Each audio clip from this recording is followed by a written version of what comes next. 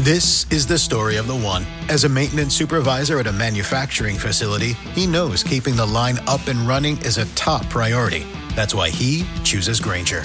Because when a drive belt gets damaged, Grainger makes it easy to find the exact specs for the replacement product he needs. And next day delivery helps ensure he'll have everything in place and running like clockwork. Call 1-800-GRAINGER, click Grainger.com, or just stop by. Grainger, for the ones who get it done.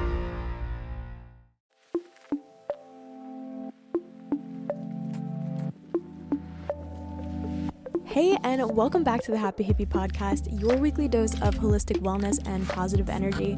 I'm your host, Amanda McCormack, a yoga teacher, trainer, and wellness guide. Each week, we basically explore simple tools, powerful mindset shifts, and hopefully have inspiring conversations to help you create a life that feels good inside and out, And this is where wellness meets happiness. So let's dive into the episode. Welcome back. I took a little hiatus over the summer. I didn't plan to, so I am sorry, but it was needed. I think it was needed because this is our season 3 opener. I was able to sit down and fully plan out a new season and build each episode to kind of go into each other. So every week we'll add on to what we're learning. We're going to hit different parts of holistic wellness because that's what this show is all about.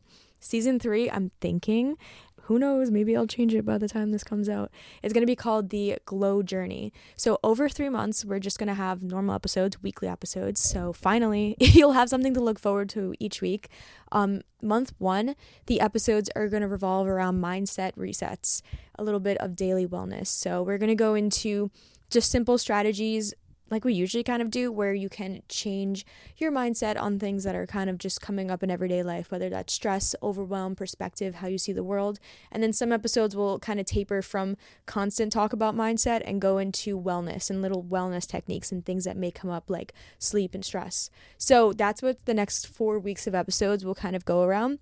The next month is going to be focused on healing from the inside out. We'll have more mind-body connection things. We'll talk about internal environment, external environment. So maybe that has to do with nutrition, exercise, wellness practices in that sense. So we're going to focus on the inside and outside section of like holistic wellness. And then in our 3rd month of the podcast, it's going to switch into a little bit more of energy, spirit, and joy. So mindset practices, a little bit of energy healing, yogic principles, things like that. So that's kind of how we're weaving through the episodes. We're going to talk about all of these things as usual in our episodes, but I wanted to have a little bit of a guideline and a focus. So don't worry, you're going to have episodes for the next 12 weeks nonstop. And after that, I think I'm still going to keep uploading, but I just like the idea of having a really nice rhythmic kind of flow to go with. Without a big explanation, but this past summer, I was doing a lot of traveling. I was in a few different countries. I was working at yoga retreats. I do content creation and photography as my other job. Actually, I have 4 jobs, so that's one of my other jobs.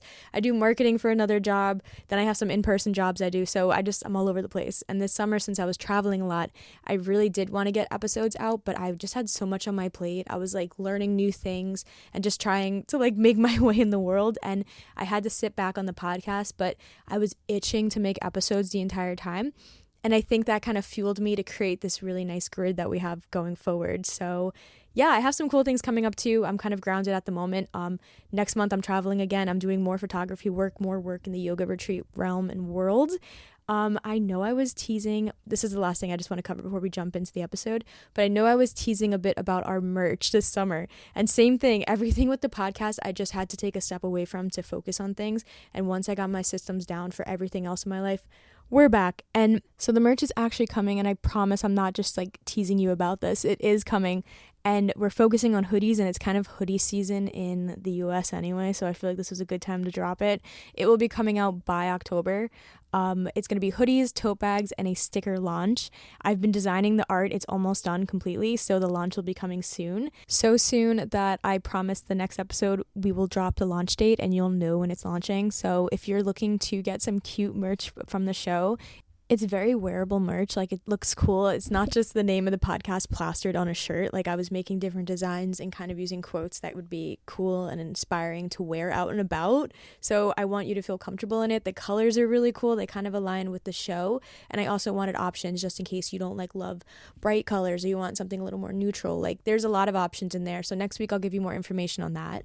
If it's your first time here, I'm yapping about merch. So we're going to cut and get kind of into the episode. If you want to stay up to date on the merch drop, I also have a new program coming out soon. We'll talk about that soon. You can follow the Instagram. I made an Instagram for the podcast, you guys. It's literally the Happy Hippie Podcast. Just type that in on Instagram and it should come up. It's a brand new page. So there's like a little bit of content, but I'm still building it.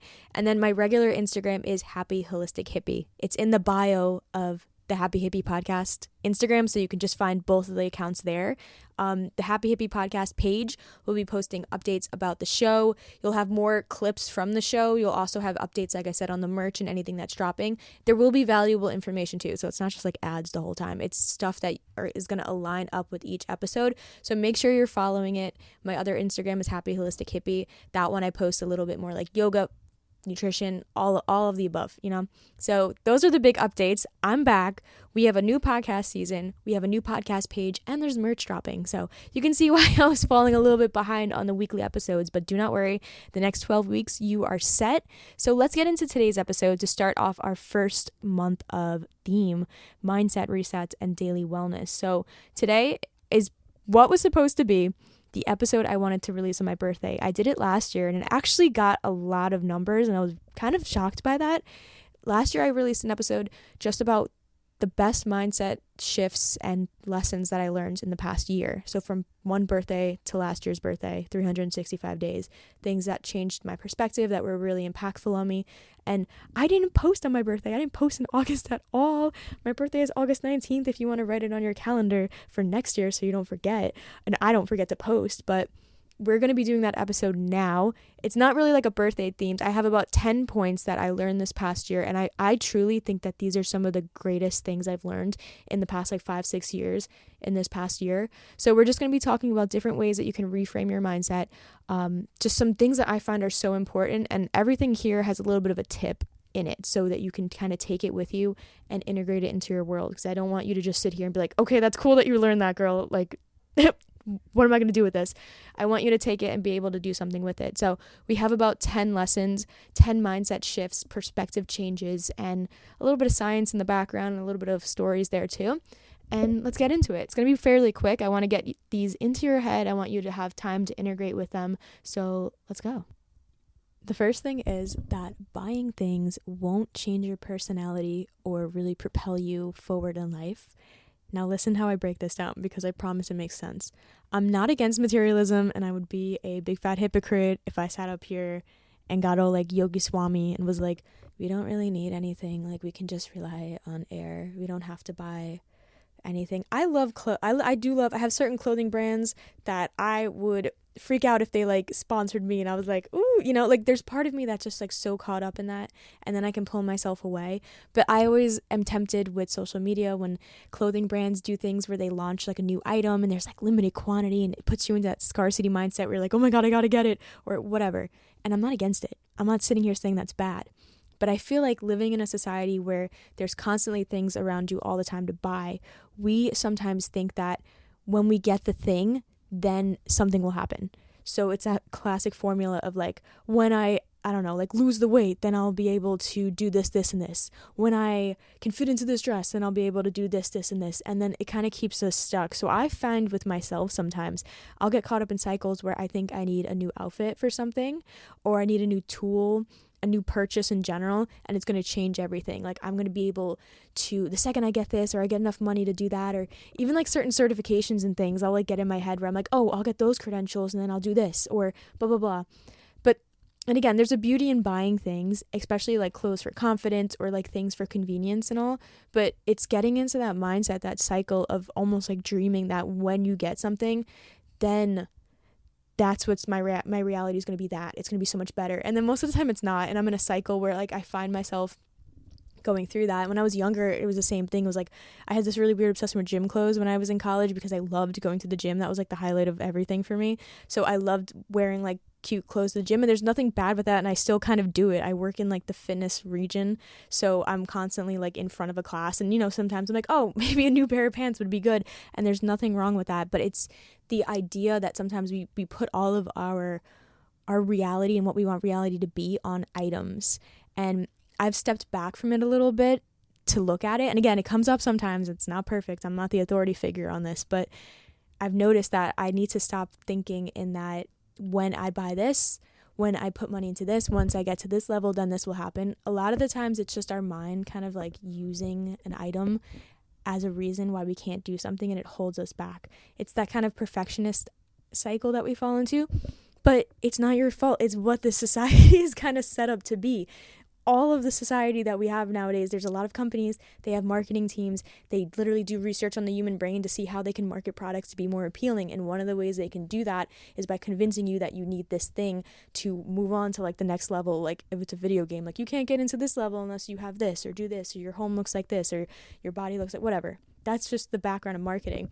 So it affects me, it affects you probably, and it's just something that I've been trying to realize is like I don't always need to get a new outfit for everything, or I don't always need to try and like, oh, I need to get that, or I can just step away. Sometimes I find myself just like throwing my phone in the corner. I'm like, I gotta walk away from the phone because I have 7 tabs open and I'm thinking about getting all these things. Supplement brands. I follow so many influencers that will like drop companies and things, and I'm just like, sometimes I need a breather, because with social media, we're constantly being exposed to more things than you would when you were watching TV or something, which already back in the day when you were watching TV and had 2 or 3 commercials every 30 minutes, still we're getting blasted with a lot of like media images and things to go buy something. But now with your phone, you can get like 80 times that. I can go on my phone for 15 minutes and I'm bombarded with 100 different ads, secret ads that are kind of woven into people's content that you don't even really know are ads, and then just plain old seeing somebody tag a brand and you're like, oh, those are cute pants, So buying things won't change your future, won't change your personality. At the end of the day, sometimes we just have to step back and remind ourselves of that. You don't really have to make I haven't made a really big change on that. It's just sometimes I just decide not to get something and just walk away from it and try to put my focus into other things.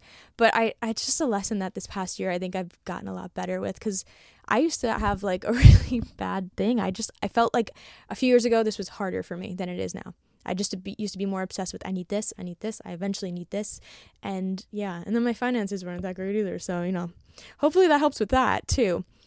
Number 2 is that not only do you not have to buy everything, but you don't have to do everything always. That's a mindset that I had for a really long time, where the example of going to a resort, right? You're going to an all-inclusive resort or something, and you want to just do everything that the resort has to offer. You're going to exhaust yourself trying to do everything there. And, even if it's on your day off, I find I wake up in the morning sometimes on a day off and I just plan so much to do because I want to do it all. Some of it might be super productive stuff. And then other times I'm like, oh, I want to paint a full painting, and then I want to go to the gym, and then I want to do, and then I get mad at myself in the evenings when I don't get it all done. And it's like a chronic cycle of making a large to-do list and then feeling bad at the end of the day when it doesn't get done. And again, it doesn't have to always just be work-related tasks. Sometimes I will fill my day with tons of work-related tasks and I don't get them done. And then other times it's a mix. Or maybe on a day off, it's just like things I want to do that are fun and I don't get to do them all. And I don't know, it just, at the end of the day, it's like, sometimes you even get a FOMO when people are doing things and you just want to do everything at all the time. But doing less with an intention is actually almost doing more for your energy and more for your joy. So it's okay to slow down sometimes and step back and realize, like, I'm just not going to get everything done. I have been doing 1, 2, 3 as like a method for myself, where every day I just try to do 3 things. 1, 2, 3. And sometimes it could be like 2 work tasks and something for myself that's fun. Other times it could be on a day off where I'm like, let's do 2 things that are fun and then try to do something productive, whether that be like do my laundry or maybe like record a podcast episode or like whatever. But I try to slow down and just realize that if I have an intention to start my day and I kind of step back and I look at things realistically, and instead of, again, setting myself a strict 1, 2, 3, we're going to do these things, just having the mindset of being like, I don't have to do everything in the world today. Because I was getting overwhelmed when I was doing fun things, because I went away like twice and I found myself wanting to do 100 things when I was away for like a 2-day weekend, and I was like, what am I doing here? I'm making myself feel anxious and bad in a place where I'm supposed to be relaxing because I'm not doing enough, or I'm not even doing enough relaxing. Sometimes I'll get into that productivity mindset. At the end of the day, it's just because I have ADHD, but it's just something I realize is the idea of doing less with intention is actually doing more for yourself, for your joy, for your energy, and it's just okay to slow down sometimes. The third thing on my list is that sleep is so sacred. if I just keep looking back and reflecting on things over the past year, over the past 2 years, a lot of the time sleep, if I'm working backwards, why did this happen? It happened because blah, blah, blah, blah, blah. And I go down the list and it's like, oh, it has to do with sleep. I'll work backwards and be like, well, the reason that today wasn't that great or today was like a stressful day for me was because I was too tired. Or maybe it's because I went to bed so late that I ended up sleeping in the morning and then the whole day was kind of running behind. Or I didn't wake up early enough to do all these things and then I stressed myself. So I just noticed a lot revolves around my sleep schedule, and having a healthy sleep schedule actually just set you up for the next day for success. It also just allows you to like not stress.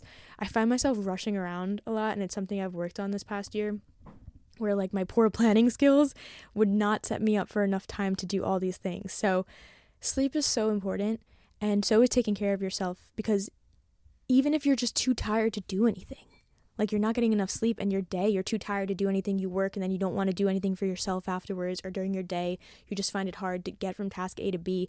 It takes away from the joy in your life.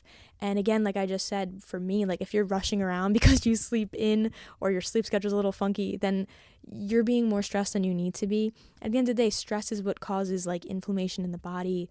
Over time, it's what causes like you to just like feel unhappy. There's like so many things that stress is the root cause of, and sleep is just such an easy way to mitigate that stress and calm yourself down. So I really do find that sleep is so important. We're going to be doing an episode all about ways to relax your body, your mind, and how to have deeper sleep. I've been doing a little bit of yoga nidra. I just held a workshop with my other yoga teacher friend. Shout out to Cece. We did a workshop where we led a sound bath and a yoga nidra. And the whole idea is people almost actually pay money to come and relax, because that's the world we live in, where sometimes we're just doing so much that like we can't let ourselves relax. Just like the last point, where slowing down does more for yourself than actually trying to do everything.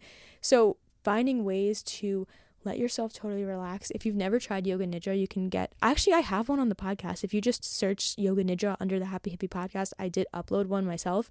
You can also find them on YouTube. They're really nice to listen to before you go to bed. There's another thing, NSDR, I think it is. It's non-sleep deep rest. It's a similar concept where you can listen to I think Andrew Huberman has one too on his YouTube. It's like 10 minutes long. But there's a lot of free resources out there too. It's basically the same concept where somebody's guiding you into a rest, where you just sit there and you listen to some of the things that they say, some of the visualizations they give you, and it allows your body to totally relax. Even in yoga, like different types of restorative yoga, I teach a weekly restorative yoga class, and it's one of my favorites to teach because I can literally see the difference in people, and I like to hear the feedback after, not just for like myself, but I like hearing it as a person, knowing that the work I'm putting in is actually helping people take 60 minutes out of their day and just totally relax. We use a lot of different techniques. We'll use scent, we'll use sound, we use breath. We hold a lot of tension in the body without noticing it. I love the pose legs against the wall. You can just lay on your bed, stick your legs straight up in the air. Yes, you can lean them against the wall, but you don't need a wall necessarily. You can just lay on your back and have your legs suspended in the air. It activates your parasympathetic nervous system. Our body is constantly standing on our thighs and sending a lot of blood down to our thighs, and it doesn't come back up to the heart because we're not upside down. That's kind of how gravity works. But your body, one of the reasons that this works is when you're laying down, your body, the blood comes back down and it kind of signals to your body like, hey, it's okay. Like, we don't have to pump blood as hard down to our feet. It's signaling our body to relax a little bit. So that's something that you can do before bed to kind of help you settle down, or anytime you're feeling like anxious. It's also good for when you have period cramps. Fun fact. So are twist and legs against the wall are usually my go-tos. I'm kind of sidetracking here, but sleep is very important. Again, I'm going to do a whole episode on it. It's just something that every day where I look at what I did right and what I did wrong, a lot of the times it's because I either slept in, didn't sleep enough, blah, blah, blah. Like, it's just my sleep schedule is kind of what's derailing me. I'm like, I was rushing around this morning. Oh yeah, because I slept in an extra like 25 minutes and then I didn't have time to get ready because I didn't lay anything out the night before. And I'm like, and I don't want to live like that. So that's just something this past year I've noticed I've wanted to work on. Sleep is very sacred, and it's really important to take care of yourself. You don't want to be too tired that you are just tired your entire life. So that's just a realization that I had. Number 4 is learning to be rejected and then doing it anyway. This is a tip to stop perfectionism and actually get you to make progress, because I have been living in a procrastination cycle on and off for the past like 6 years, So this is a way that we're always afraid to be rejected, right? Because we are scared of failure on micro levels, and it kind of stops us from living sometimes. But we have to remember that everything compounds, okay? Exercise, people having muscles, that's compounded because they've done so many small sessions over time that they were able to build muscle. Same thing with you being able to sleep every night. You're sleeping a little bit every night, right? We're up most of the day, we're sleeping the other part of the day. That compounds and gives you your rest that you can get through your week. So small things add up. That's what progress is. When you build a house, you're using bit by bit. People are showing up on the construction site every day doing a little bit of work, and then over time you have a house. The house just doesn't come from nothing. So this makes up who you are too. Everything is so small, it makes up who you are and your habits. So if you're always holding back on small things, if you're always afraid to be rejected on very tiny things and you're holding back, that's going to add up over time to you not being able to do new things, or just that becomes a part of who you are, you know? When you're doing new things and you're trying and you're not being scared of being rejected, again, I'm not talking as a total authority on this. This is something that I've been learning. But when you're afraid to do little things, or you're just holding yourself back in little ways that you think are minuscule during your day, just do it anyway. I try to get myself to do one thing uncomfortable every day, whether that's talking to somebody, like saying hi to a stranger. But I'm like from New York. That's like terrifying. Nobody wants to make eye contact with you. I smile at people sometimes and they like look down and I'm like, oh my God. Even at work, like I teach yoga classes. I'll like smile at people walking into the studio. I think I'm very forgettable.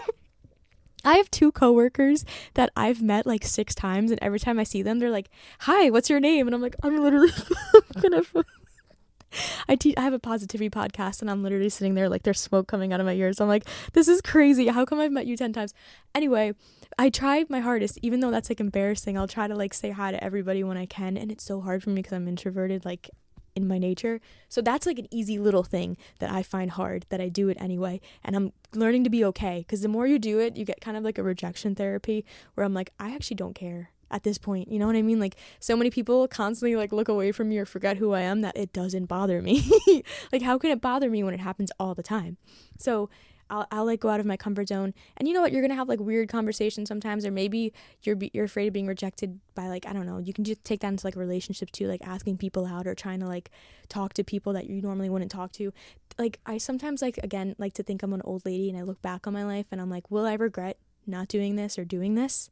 And like when I was younger, I never like, there were so many people I wanted to be friends with, and even when I was like in college, like there were people I thought were attractive, and I just like didn't do anything about it and never did. And it is what it is. But like, I feel like it would have been cooler for like me if I was like looking back in my life to be like, oh yeah, I was always able to like go up to people and like talk to them, and I don't think I was when I'm younger. So I'm just trying to be better at that now, and just being able to like express myself freely and not being afraid of people looking at me and being like, what? I heard this quote that embarrassment is a underexperienced emotion. Like, we don't like to get ourselves embarrassed, so we try to keep our guard up, making sure we're not embarrassed, so we don't like be loud when we want to be loud, or like express ourselves. Sometimes it shows up different for everybody.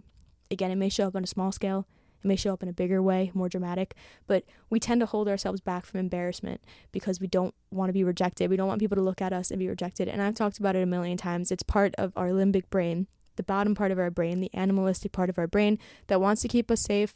It wants to keep us small to survive. And that's it. Our brain's always trying to protect us. So this past year, I've been trying to like go against my nature, my wiring, and just being okay with being rejected in any way. Like, it doesn't matter. I've done a lot of cold calls. I've reached out to like companies and brands and like to do things. I've gone on interviews, and I'm just okay with it. And I used to get so nervous for things and put a lot of like value on it. Like, this is a big moment. This is like an interview. This is and it's like, I kind of stopped doing that because I'm just okay with being rejected.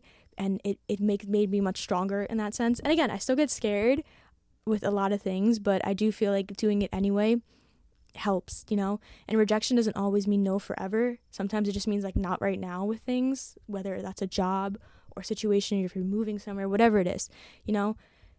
You don't want to hold back on the small things. You want to start small with all your habits, with everything you do, and let it build up. So if you're doing that on a super small scale, it'll help you in the future. When anything comes into your life, you'll be prepared better. Number 5 is finding lessons every day. It's really important for your success. Again, we're talking on that same thing, that same small scale, that if you look into your day to day, and you can find lessons from every day, it's good for your success, it's good for your emotional well-being, because when you acknowledge your daily life lessons, like challenges that have come up, setbacks, without sitting there and feeling bad, without sitting there and kind of letting them define who you are, it's kind of like an act of courage, you're having a lot of self-awareness, you're having mindfulness, and you're having the courage to look at your day and just acknowledge where things went good, maybe where you did something that you're trying to like outgrow. Because again, like I was just saying, we sometimes focus on big things. We like to look at your year in review. We like to look at New Year's resolutions. We like to look at big chunks of our lives. But the small things in life, again, is where life happens. That's where everything is unfolding. That's where change happens, and how you build those big things up. So when we look over the small habits and like the small wins that we had daily, that's when you can start to have awareness and build on this and actually make a difference in your life, because we go very unconscious sometimes, day by day, week by week. So I do think having like a small reflection practice, whether that's in a meditation form, whether that's in you journaling, journaling for me at the minute is I like write 5 things down in the morning and like 2 things at night, and it's really helped me. I used to do a lot of free writing, like big paragraphs and stuff, but now I'll talk about that, I think, in like 2 points or so. But I do like the 5-minute journal. So in the morning I just write down like 3 things I'm grateful for, 3 things that will make today great, and in the evening I kind of reflect 3 things that happened today that I loved, and like 2 things that like lessons I learned, in a sense. Because when we again like look over these small things, that's where you can make the change. So you can even take it on your own level. You can write it down, you can think about it, but look at your emotional state on a daily basis, your work, your relationships, or just figure out day by day what works and what can improve. And you can even do it on a weekly basis if that sounds overwhelming or annoying. Because sometimes journaling, you're like, yeah, okay, no, next. But you can do it like every Sunday or whatever. Like, what did I do this week that was really great? What were some things that could have improved? And it just makes like challenges that come up to you less defining to you, because a lot of the times we take things very personally, we act like it defines who we are, and it makes it more refinable in a sense. So we're looking at challenges and we're thinking about how we can refine and move around, and that's what life is. Like, if you don't look at things as like feedback, as where you can go and where you can pivot and where you can grow, like you're just gonna kind of stay where you are, stay stagnant. You might feel bad about yourself with things, and it's like, I've lived that, so that's what I'm sharing. It's like changing your frame on a very small scale, looking at things during your day, you're able to over time reflect and change who you are. Like, years ago I would never do this, and today it's so easy for me. And that time in between is where I would just look at my day to day and be like, oh, okay, well, this was awesome, I love this, like I really appreciated this, but I held back a little bit today on this and this. So maybe that's something I can look at in the future. And when I look at my journals, I would see the same thing like every other day. It would come back up. And it's something I forget about during those days. When I write it down, I'd write it down, whatever. And then 2 weeks later, I'd look back and be like, wow, okay, so a theme I'm going through right now is this, this, and this, because it came up 4 times in 14 days, So that's just something that, yeah, I just wanted to share that one. I don't know. Next up, we're talking about a section of our brain. So reticular activating system. That's what number 6 is. I wrote notes out and I didn't even write like the sentence. I just wrote reticular activating system. Kind of lame. RAS is what it's called, but it's basically a really small part of your brain, and it turns on and off your perception of ideas and thoughts, and it kind of determines the lens which you look out into the world of. So maybe you can think of it, oh my god, what was that thing? There was a toy when we were kids, not like a kaleidoscope, but like you put your eyes into it and it looked like a camera, and then you would use your finger and like change what you were seeing, like a viewfinder, I think it was. I used to have it for like the zoo, so like I'd put it in my eyes and I could like look inside of it and I'd see a photo of a panda, and then I'd like hit the button and I'd see a tiger, and I'd hit the button, it changes what I'm seeing. You can also think of it like an eye test, when you have the big things near your eyes and she's hitting the button and the letters are changing in front of you. That's kind of what the reticular activating system is. It turns on and off different perceptions, how you're going to see what's out in front of you. It's determining what lens you're putting in front of you, whether that's like rose-colored glasses or maybe it's like a very depressing shade of gray. Everywhere you go, your RAS will basically gently remind you of any changes that you made recently, anywhere that your attention has been on. So let's say you're thinking about getting a new car. You're going to start to see people who got new cars everywhere. You're going to start accidentally listening into conversations and hear people talking about how they got a new car. Or if you're thinking about buying a specific car, you're going to start seeing it everywhere. If you've never heard of these cars before, you're just going to see them now, like everywhere you go. Does that mean that there's more of them? No, they're probably there, but your lens is just kind of refined to see it because it's something that you've been thinking about and experiencing. So if you just heard about a new band and maybe you watched a few TikToks of them, and then you start seeing them like everywhere, like when you're watching TV, you're like watching an interview and they mention it and you're like, wow, like, and those people were saying those things anyway, like those ads were running anyway, but you're just you're just noticing them a lot more because that's how your mind is defining it, you know? So your RIS will basically remind you of the changes that you're making and how you're kind of seeing the world by pointing it out in other people who have the same thing as you or that are experiencing the same thing of you. So that's kind of the basis of how we prime our brains to start to want to see something, you know? So this is a reason why visualization is a great tool in meditations, and just the idea of sitting there and visualizing things, it really changes your outlook on life because it's you priming your mind for something else. Our brains can do that really easily because once we start to notice something or put our attention on it, then that's what we're going to see more of. And it's just a way that, like, if you want to be a happier person, this is something that you could do. And I'm not saying to be delusional and do this, but like visualization and just thinking about what you want to do and setting your day up is something that you can take and kind of turn on your reticular activating system, use a little bit of thought in this area, and end up seeing something. I feel like I'm sounding really vague, especially those last few sentences. So, a simpler way to think about what I'm talking about is through an example of a daily journaling practice, kind of like I was saying before. In the mornings, I write down 1 to 3 things that would make today great. It makes me get up in the morning and think. I can think about my day because sometimes I get up very unconscious and I go throughout my day.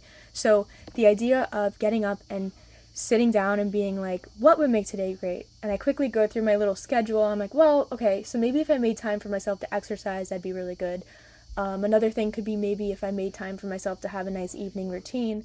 And then lastly, if I could be more outgoing at work, something like that, okay? So those are examples. And when you write down what would make today great, you're kind of taking a step to influence your reticular activating system to point out and engage in activities that would make your day better. Because you may go through the day forgetting about these things, but when you sit down and actually consciously decide and write down, I'm going to do these things, I'm going to look for these things, whatever, it kind of stays in your subconscious, you know, and you're going to start to look for those things subconsciously. So even when I'm like, oh, I just want to it would be great if I was a little bit more positive today, I'm going to start to notice more positive things happening around me without me even really noticing. It's just happening in the back of my subconscious because I forget about that damn journal. Once I write down the stuff in my journal, I close it, I throw it off my bed because I don't have a tight table next to my bed, so that thing sits on the floor all day collecting dust. I go about my day. But I wrote down everything and it kind of stays with you in the back of your head, which is really cool. So that's one way of taking your reticular activating system and using it and kind of slowly using it every day so it changes your lens of view over time. Your brain basically literally helps you notice what you're already focused on. So that's why it's cool to expand your mind and learn about new things, read new books, watch cool YouTube videos or TED Talks on things, because once you learn these concepts, your brain is going to help you scan your surrounding environment to find more of them, to find these things out in front of you. So even just writing down what would make today great in the morning and writing one thing, it kind of shifts your reticular activating system to point you towards that. And I've been obsessed with that. Like, I've been doing that so often recently, and it has helped me in so many ways. Like, try it out. Just try out the simple point of what would make today great. Again, I got it from the 5-minute journal. It's not my total idea, but it's just such a cool thing. Number 7 is tuning in to what feels heavy in your heart and what feels alive. And kind of using that indicator, it's a little bit of your intuition and a little bit of what you already have in you. Because again, we go through our days a little bit unconscious. We're used to being in a cycle. We're used to being in a state of mind. Joe Dispenza says that. He calls our, every day, what we're going through, our state of mind, where we're just used to things. Like, what happened yesterday becomes programmed in our head, and we kind of just move on the next day, the next day, the next day. And we kind of float around a little bit unconscious, which is why we're always yapping about, go back to the present moment, all of that, because that's where change happens and blah, blah, blah. But another thing that we forget about is, what might be making us feel heavy inside. We do it every day and we're so unconscious about it. And then there are things that make us feel alive. So it's just really paying attention to what makes you feel heavy. Like heavy in your heart, heavy in your body, heavy in your soul, whatever it could be, versus what makes you feel a little bit lighter, a little bit alive, a little bit excited, you know? So you can try it out like on a day off or something instead of over planning or having really rigid goals. Just check in with what your body and emotions are telling you, because your body and emotions are going to tell you a lot more than what you can write down in a to-do list. Instead of focusing what you have to do or like setting like 5-year plans, kind of, maybe you could sit down in the sun, get like a fun drink, get like an olipop, journal, meditate on this question about what feels heavy and what feels alive. And these are just, I don't know, like that's just what I've been doing recently. It's like whenever there's something that lights me up, I try to explore it more. So sometimes for me that's art. I'm thinking on the spot here now. I'm like, art's a really good example.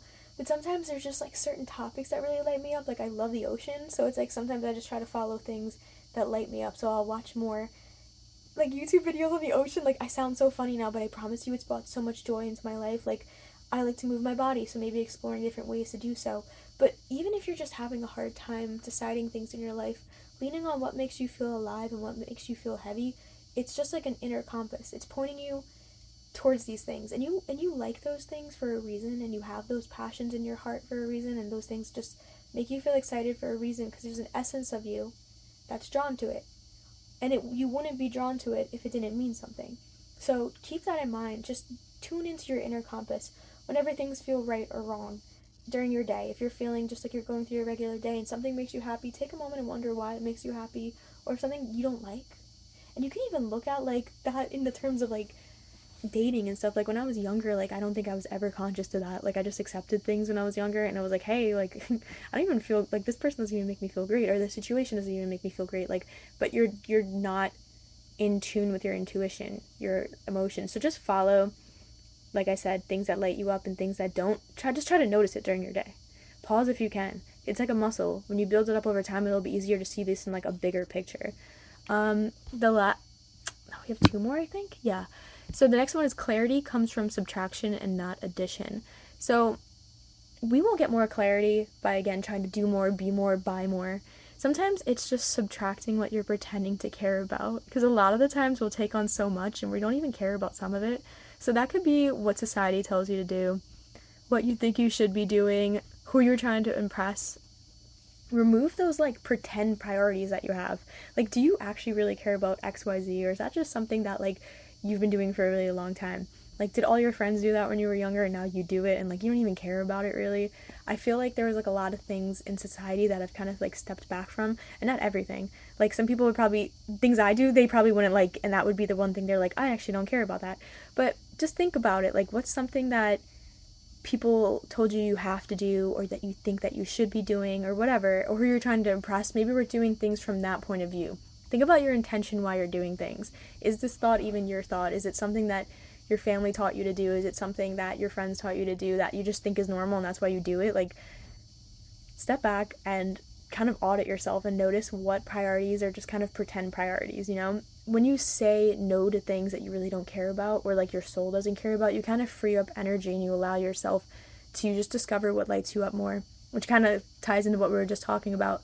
But yeah, like, it's just something, I know it's really vague, this one, but it's just true. It's just like over time I've noticed I've found more clarity over just trying to like maybe not do this week, or not do that this week, or maybe try this and this, and like I've just noticed like I've been able to have a lot more clarity on things and understand what kind of serves me better on my path versus like what other people do. And it's so unique to everybody, but just the idea of like when you want more clarity on things, maybe try to remove things slowly and see how that works. Number 9 goes into kind of what everything, I didn't realize this until I started recording, everything does weave into each other. Number 9 is small, consistent actions are much better over really rare bursts of efforts. So what you do every day matters like far more than what you do every once in a while. So that's what I mean by like a rare burst of effort. If you want to take like a gym example, obviously, like if you're going to the gym 3 or 4 times a week, you're going to build more muscle, you're going to be able to build better stamina over time than somebody that goes really, really hard on like a Monday and then picks it back up like next Friday, you know? It doesn't matter how hard you go those 3 or 4 days, because exercise science anyway, you don't want to be overworking yourself. Like, rest is where things happen. But when you're putting in, you know, like your 20 minutes of this, 20 minutes of that, you do a 40-minute exercise then and there, versus going to the gym once a week, like, you're going to have better results. So that's an example of consistent actions. But it's the idea that success doesn't come from these like rare, like flashes, these rare bursts, but from the quiet, like, undertone, like, showing up through and through, following through. Because we also, oh my god, I saw this, like, old man on TikTok, and he was like, because sometimes it gets really discouraging when you're doing things and you don't see stuff adding up, but you have to remember that small, consistent actions are what's really going to help you over time.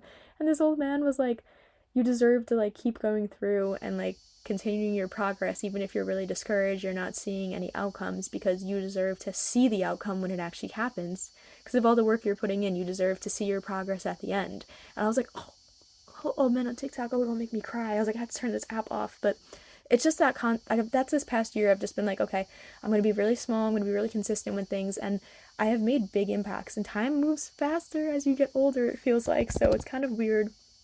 But I've been able to, like, look back on the past year and I'm like, wow, I started this small habit.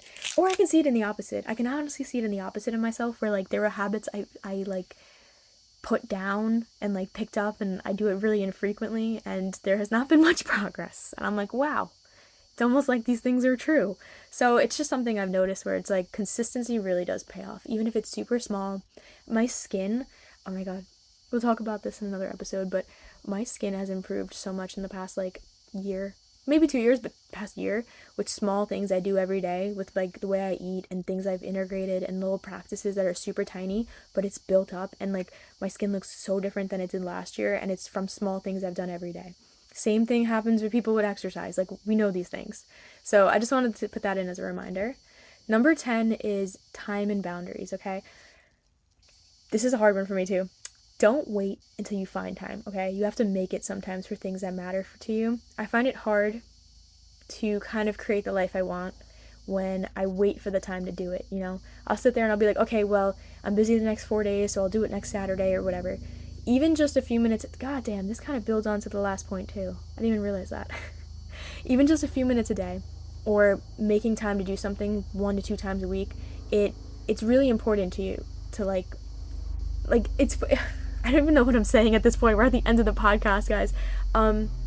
It's important to do these things for yourself, like, because it's important to you. Like, you need to make the time because this is something that is cool for you in your life. You want to explore more of it, and if you sit there and you're trying to wait for the time to do it, it may not come up. And I've let that happen for myself. Like, I've gone through time where I've gone through months where I said I was going to do these things and I just couldn't find the time to do it, and that excuse doesn't work. You know what I mean? Like, time has passed. It is what it is. I'm not going to feel bad about it, but I haven't done whatever the thing is. And I've noticed when I've just made the time, like, I see the time in my day and I'm like, okay, that's a small interval, that's like a 20-minute window, but you know what, we're going to do it, we're going to practice this. It has made a bigger difference because at the end of the day, I actually got to do it versus just thinking of doing it. Because I'll think about doing it for so long. This is so many things this can apply to. I can apply to new hobbies, new habits, new things I'm trying to build, things I'm trying to like parts of my business. That's kind of what was happening with the podcast, if we're going to be honest. Like, I'd be like, well, I don't have time today, I'll do it like next Wednesday, I have a lot of time, and then like I didn't have the time, or it's like I have to make the time. And again, it ties back into the sleep situation where it's like, if I go to bed early enough and I can wake up at a good time, I'll have 2 extra hours in the morning, and then I'll be able to like do something. But even if I don't have those 2 extra hours, I could spend 10 minutes today. If all I have is 10 minutes, like, give me the 10 minutes and I'll start to create some ideas, You have to start thinking like that to get things done sometimes. Not filling every second of your space and time with these things, but I just mean, like, if something's really important to you, you're going to make the time for it. That's what they always say when you're in relationships anyway. They're like, if someone's important to you, you're going to make the time for them. If they're not important to you, you're not. And it's true. When things are important for you, you have to make the time to do it. So I have ADHD, and I find it really hard with a lot of things to like organize myself. Time blocking is something that can be useful to me, and then prioritization methods. So like I said earlier, like the 1, 2, 3 thing is usually how I go about my day. I'll just do, what are 3 things I can do today? And sometimes it'll be a to-do list. Other times it'll include like self-care activities on that to-do list, because those are important to put in too. Giving time for myself, whatever it is. Sometimes I'll block off time to be creative and just draw, because I don't do that enough. So I'll be like, okay, we have to do that at some point today. And I would rather like scroll on my phone, but I'm like, no, we have to do something creative because it's important to you and you haven't done it all week and you should do it. Sometimes finding that little bit of, I've actually also heard this rephrased, the idea of discipline, but the idea of turning discipline into devotion. Like, yeah, you're disciplining yourself to do this thing, but at the end of the day, you're doing it because you're devoted to it. It's something that's really important to you, and you should make it a priority, you know? If you don't make the time for it, it's not going to happen. It's not going to get done. You're not going to be able to compound on these things. Take that mindset when you need it. I'm a big fan of like resting and showing up for yourself and having that time and that yin and yang. So I'm not saying with this bullet point to just shove all of your activities into any spare moment that you have. I just mean when you think you need that little push, fall back on that idea of you're devoted to this thing, that this is so important to you that you're going to make the time, okay?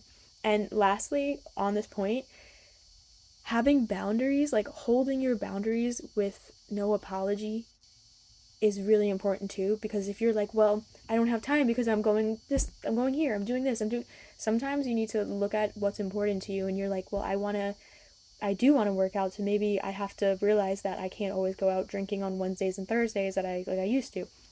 I don't do that. I'm just making up an example. I'm trying to think of something, because that was an example in my coaching book. It was like this conversation with this woman, and she was struggling with her consistency. She wasn't showing up to like her 3 weekend sessions, and it's because she used to go out because her coworkers would always go out on like one night, and it was like kind of having a rough conversation with her in a very like nice way to be like, we have to figure out like where you want to prioritize things.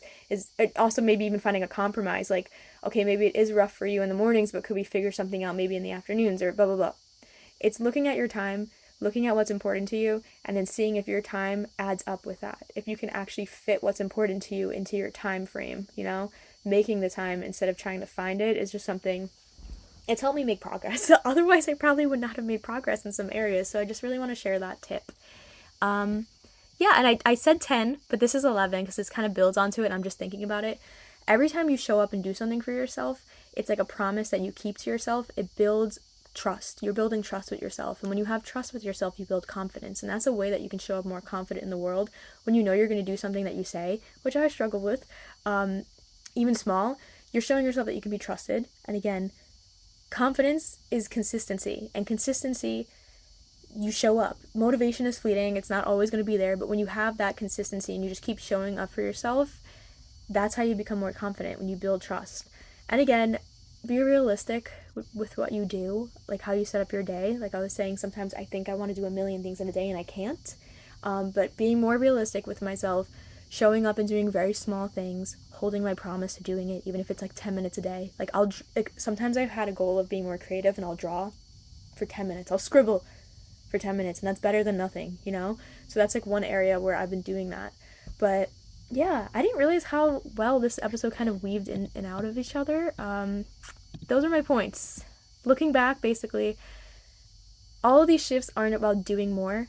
They're about just reflecting and kind of living more intentionally. You know, finding the pauses when you can, realizing, hey, maybe I should hold back here. Maybe I need a little bit more rest. Maybe I need to actually do something during this time. Or finding like lessons and kind of looking back on yourself. That's kind of how I've been living. This is what I've been going through in my brain. I've been reflecting a lot this past year, and this is kind of like where I've ended up, you know? So I definitely encourage you to kind of journal on your own top mindset shifts. Maybe you've had this past year, maybe it's not your birthday, but you know what I mean? I just think this is a practice I've actually enjoyed doing every year around my birthday. Can't lie, I've compiled these into September as well, like coming up with this list, so maybe you don't need your birthday to do this, but it is a really nice way to kind of see where you've been, and a lot of the things I mentioned in the episode were kind of like checking in on yourself, so it's a good way to do that. You can give yourself a little activity to maybe figure out 5 different mindset shifts that you've had this past year. But yeah, thank you so much for tuning into today's episode. Again, if you enjoyed this podcast or if this episode inspired you, don't forget to follow the show. It really helps me out because then I can make more content. I can get better guests on the show. Like I can reach out to more people. Share it with somebody that could use a little extra sunshine today, or maybe need these reminders in a sense. And yeah, just remember that happiness and transformation, it kind of starts with you. You're in charge of yourself. You can make these things, even if they're super small. Everything adds up. And yeah, I'll see you next week.